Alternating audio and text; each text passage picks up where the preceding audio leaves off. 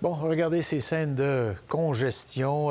Bon, si je vous dis qu'on est au Liban et que ce sont des Libanais qui veulent fuir les combats, en tout cas les tirs de roquettes qui leur passent sur la tête ou qui tombent tout près de chez eux, il y a des milliers de Libanais qui ont pris la route comme ça.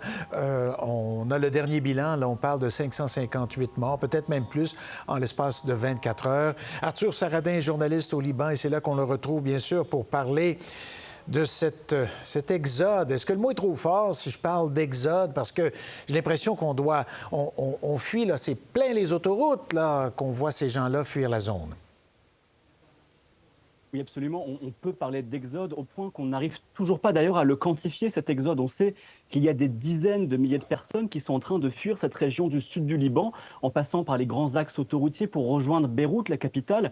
La plupart d'ailleurs n'ont même pas de lieu où se loger. Certains dorment dans leur voiture. Il y a des écoles ici à Beyrouth qui ont été transformées en centres d'accueil d'urgence pour ces déplacés. On n'arrive toujours pas à les quantifier, mais ce qu'on arrive à quantifier pour l'instant, c'est le nombre aussi de morts et de blessés dans ces raids aériens d'Israël sur le sud du Liban. Plus de 500 morts jusqu'à présent et le bilan est encore provisoire. Bon, justement, j'entendais cette nuit qu'on disait qu'apparemment on arrête même en chemin les gens qui veulent fuir parce qu'il y a des policiers qui leur disent où allez-vous et chez qui allez-vous dormir, et s'ils n'ont pas d'adresse ou de lieu, on leur dit ben, attendez ici. Alors, ça illustre l'ampleur du problème. Beyrouth ne peut pas accueillir et loger tous ces gens-là, je présume, ou corrigez-moi si je me trompe. Oui, absolument. En fait, depuis octobre, il y a déjà plus de 100 000 déplacés du sud du Liban. Le gouvernement, il y a un mois, avait prévu qu'en cas de guerre totale, il pourrait y en avoir jusqu'à 1 million qui essaieraient de quitter la zone pour rejoindre le nord du pays. Évidemment, le Liban n'a pas les moyens d'accueillir tout le monde dans sa capitale. Et aussi, il faut bien comprendre que l'État, depuis 5 ans au Liban, est totalement exsangue. Le pays est sans président de la République depuis maintenant 2 ans, fonctionne avec un gouvernement intérimaire, vit l'une des pires crises économiques de l'histoire, selon la Banque mondiale, et n'a donc pas les moyens pour l'instant de mettre en place tous ces centres d'accueil qui sont pour la plupart en ce moment d'ailleurs gérés parfois par des associations ou par des partis politiques qui utilisent leurs branches sociales qui sont implantées dans les territoires pour aider parfois leurs partisans et remplacer cet État qui est inexistant.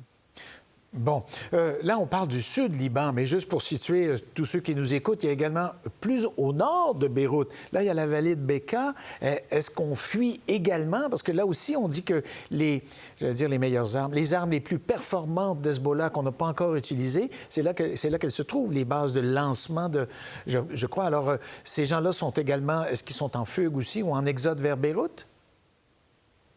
Oui, dans une moindre mesure, en tout cas moins que dans le sud du Liban, mais on a pu voir hier une grande ville assez peuplée, densément peuplée de cette vallée de la Bekaa qui est Bar al-Bak, qui a été ciblée par l'armée israélienne en son cœur, ce qui a créé des mouvements de panique et donc la fuite de plusieurs centaines de Libanais, voire plusieurs milliers, encore une fois. On n'a pas de chiffres encore officiels qui permettent de quantifier l'ampleur de cet exode, si ce n'est qu'il est massif. Et puis peut-être pour rajouter aussi, il y a la banlieue sud de Beyrouth. La banlieue sud de Beyrouth, jusqu'à présent, elle a été la cible de tirs israéliens et de nouveau, eh bien, elle a été ciblée ces derniers jours et plusieurs habitants de cette banlieue eh bien, sont partis, ont fui plus en direction du nord de la capitale, Ah, ouais. voire jusqu'au nord du pays. Bon, j'entendais des Libanais dire, je présume que vous avez, je ne sais pas si vous avez entendu ça aussi, on nous dit, ben c'est ça, alors Israël s'attaque et veut tuer les commandants du Hezbollah. Alors une fois que ça sera fait, bien là, les chars et puis l'attaque terrestre va suivre. Est-ce que vous entendez également ça? Est-ce que c'est une pensée qui traverse la tête là, de tous les Libanais du Sud, en tout cas?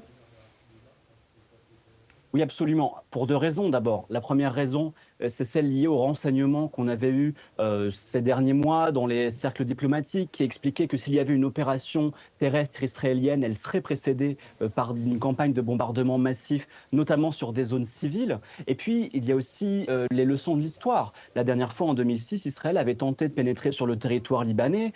Avant 2006, il y avait eu toutes les années de l'occupation israélienne. On sait que le gouvernement Netanyahou et ses proches ont envie envie de créer une zone tampon dans ce sud du Liban et d'occuper ces premiers kilomètres du frontière jusqu'au fleuve Litani, ce qui pourrait laisser craindre une opération terrestre. Et ce qui fait encore plus craindre les Libanais, c'est le prix que serait celui de cette opération terrestre, celui de leur vie. On le voit déjà aujourd'hui avec un nombre inédit de morts qui n'avait pas été vu depuis 18 ans au sud du pays. Et puis simplement aussi leurs villages qui sont massivement bombardés et dont les dégâts sur les habitations et biens civils sont, encore une fois, extrêmement importants, mais tout à fait inquantifiables à l'heure actuelle. Ouais, Arthur, merci beaucoup de toutes ces précisions. Alors, on se dit à la prochaine. Merci. Merci à vous. Au revoir. Pour voir nos émissions en entier, rendez-vous sur la chaîne Ici RDI.